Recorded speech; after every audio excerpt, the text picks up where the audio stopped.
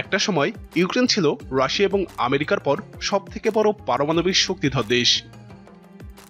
পারমাণবিক অস্ত্র নষ্টের মূল্য দিচ্ছে ইউক্রেন।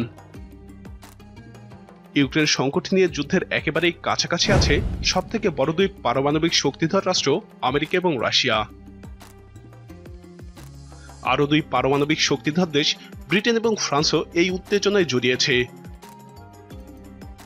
এছাড়াও আরও এক পারমাণবিক শক্তিধর দেশ চীনও এই উত্তেজনায় পরোক্ষভাবে জড়িয়েছে। অর্থাৎ ইউক্রেন সংকটে 5 পারমাণবিক শক্তিধর দেশ মুখোমুখি দাঁড়িয়েছে। এখানে ইউক্রেন অনেকটাই নিরীহ হিসেবেই অবস্থান করছে।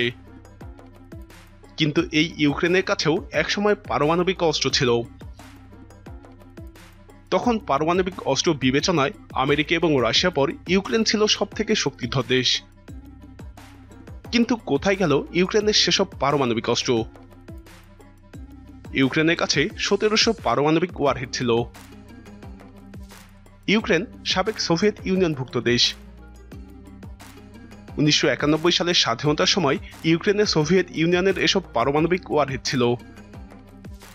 স্বাভাবিকভাবেই স্বাধীনতার সাথে সাথেই ইউক্রেন 1700 পারমাণবিক ওয়ারহেডের মালিক হয়।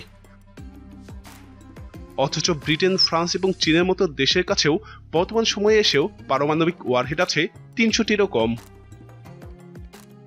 সোজা হিসেবে ফ্রান্স, ব্রিটেন এবং চীনের বর্তমান পারমাণবিক অস্ত্রের থেকেও 6 গুণ বেশি পারমাণবিক অস্ত্র ছিল ইউক্রেনের কাছে। এভাবেই ইউক্রেন স্বাধীনতার সাথে সাথেই বিশ্বের তৃতীয় বৃহৎ পারমাণবিক শক্তিধর দেশ হয়ে ওঠে। পারমাণবিক অস্ত্রের পাশাপাশি ইউক্রেনের হাতে প্রায় 200টি ইন্টারকন্টিনেন্টাল ব্যালিস্টিক মিসাইলও এসেছিল। আমেরিকা, রাশিয়া কিংবা ইউরোপের যে কোনো স্থানে পারমাণবিক হামলা করতে পারত এসব ব্যালিস্টিক মিসাইল।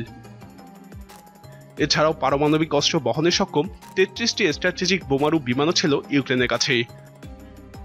কিন্তু পশ্চিমা দেশগুলো ইউক্রেনকে চাপ দেয় পারমাণবিক অস্ত্র এবং ব্যালিস্টিক মিসাইল ধ্বংস করতে।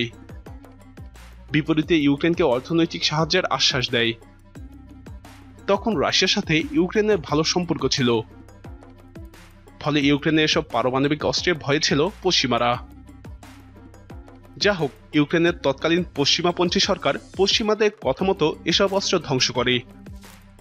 পারমাণবিক ওয়ারহেডের পাশাপাশি ব্যালিস্টিক মিসাইলও ধ্বংস করে ইউক্রেন। আর বোমারু বিমানগুলোতেও রক্ষণাবেক্ষণের খরচ হচ্ছিল প্রচুর। ফলে ইউক্রেন এসব বোমারু বিমান ধ্বংসের পদক্ষেপ নেয়। তবে কিছু বিমান এবং প্রযুক্তি চীনের কাছেও বিক্রি করে ইউক্রেন। এমনকি চীনের প্রথম এয়ারক্রাফট ক্যারিয়ার বা বিমানবাহী রণতরী লিয়াওনিংও ইউক্রেনের কাছেই কেনা। ইউক্রেনে এটার নাম ছিল ভ্যারিয়াগ। যা হোক, পারমাণবিক অস্ত্রের মর্ম না বোঝার মূল্য দিতে হচ্ছে ইউক্রেনকে।